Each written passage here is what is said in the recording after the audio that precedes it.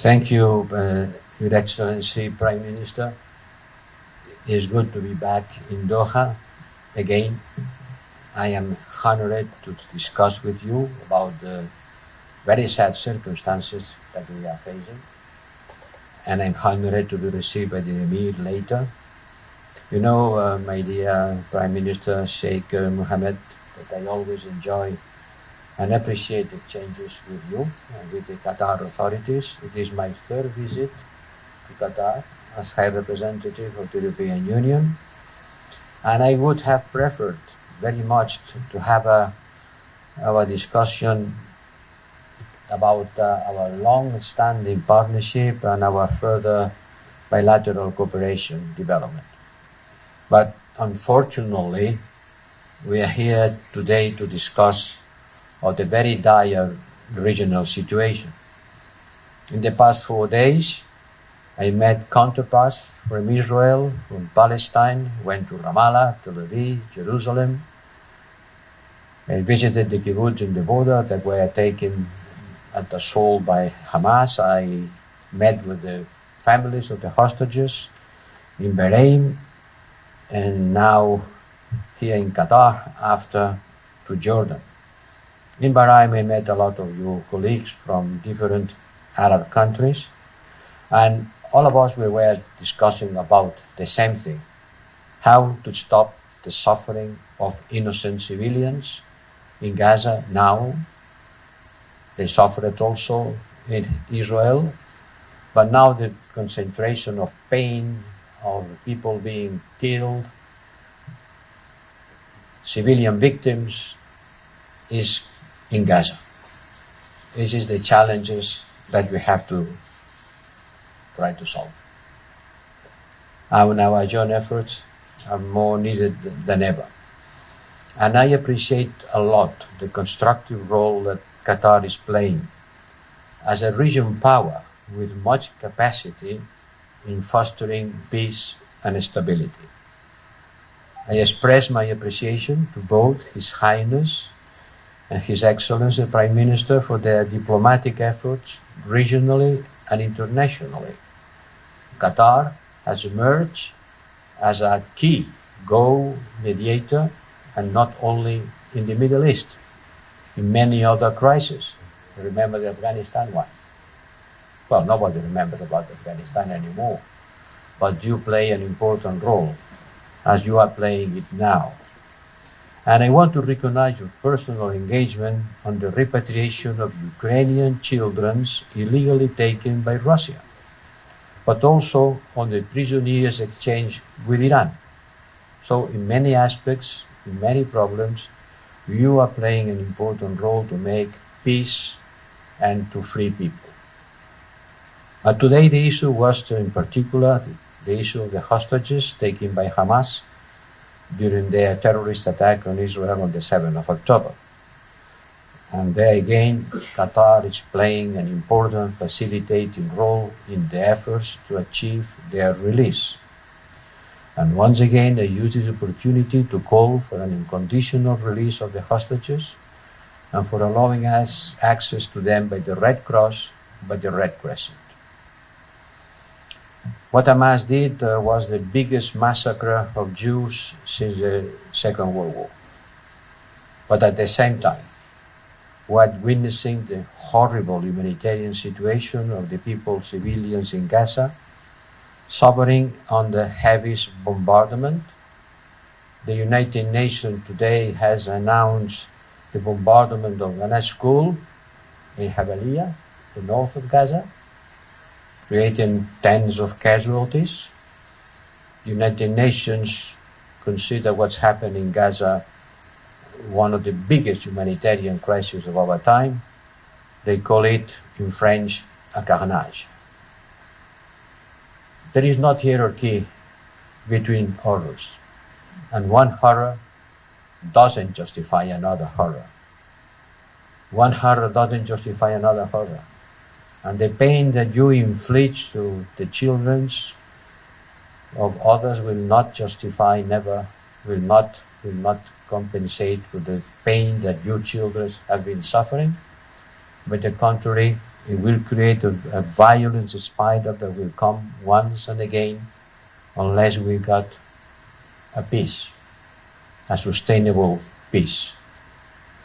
And that's why the European Union has called for immediate humanitarian pauses.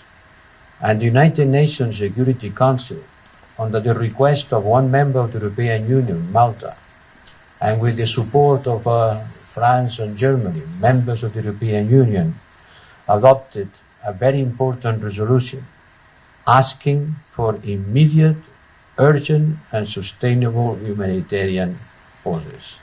Sorry, I said the members of the European Union who are members of the Security Council, presented by Malta and voted by the members of the European Union who are members of the Security Council, permanent members of the Security Council. And I want to remind that the decisions of the Security Council are not just words. They are compilatory. They have to be implemented. But this resolution has not been implemented. Not yet. Quite the contrary. The bombing has continued.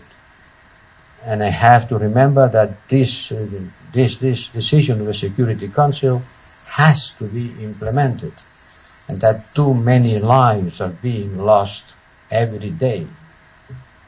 In my discussion with our Israeli friends, I insisted on respect for international humanitarian law and maximum restraints against civilians in their retaliation. But the number of casualties, in particular the number of children, makes us to believe that much more should be done in order to preserve the lives of civilians. With international partners, we are urgently seeking ways on how to move from war to peace. We established a humanitarian hub in Egypt. We launched humanitarian air bridges, multiply humanitarian assistance. Provide humanitarian assistance is essential, but it is dealing with the symptoms. That is not makes a lot of meaning to give food to one dinner and to be killed the following day. We need to tackle the causes. We need to make the humanitarian stage the first step for a political stage. And there again, the two-state solution is the only viable way out. And I have to repeat once and again that we have been claiming for the two-state solution for more than 30 years without doing whatever has to be done in order to make it a possibility. And now, in the middle of this horrific crisis, there is maybe a wake-up for the international community, and in particular for us, Europeans and Arabs, that we have a special responsibility in engaging for a solution. 30 years ago in Oslo, this was decided. And we first, finally, need to set out the steps and principles leading there to move from declarations to concrete actions and implementation. Because it's not only the peace between Arab states and Israel, it has to be the peace between Palestinians and the Israelis. Otherwise, this crisis will continue sending shockwaves to the whole world and affecting European societies on their fabrics, where we see anti-Semitism developing, and also anti-Muslim, and this anti-whatever or whoever has to be stopped. Has to be stopped in order to keep peace among us, inside our societies, and among the countries in the Middle East.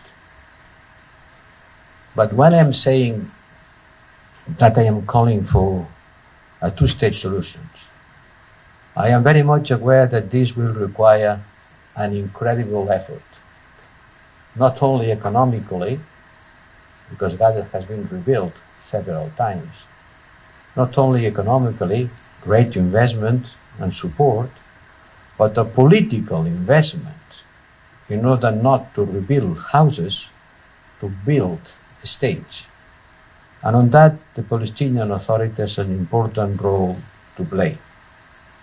My dear Prime Minister, Palestinians deserve dignity, Israel deserves security, and both deserve to live in peace and safety in the same land.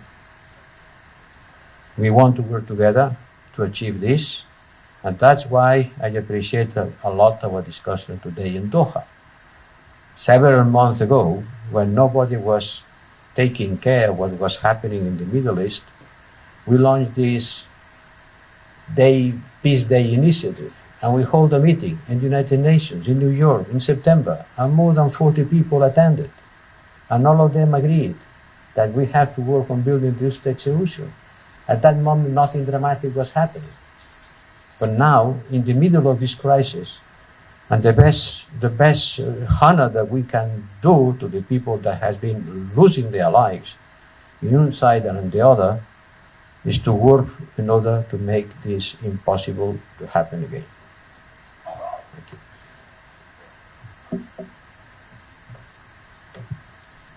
نفتح الآن المجال للأسئلة. السؤال الأول موجه من تلفزيون قطر. السلام عليكم. سؤالي موجه لمعالي رئيس مجلس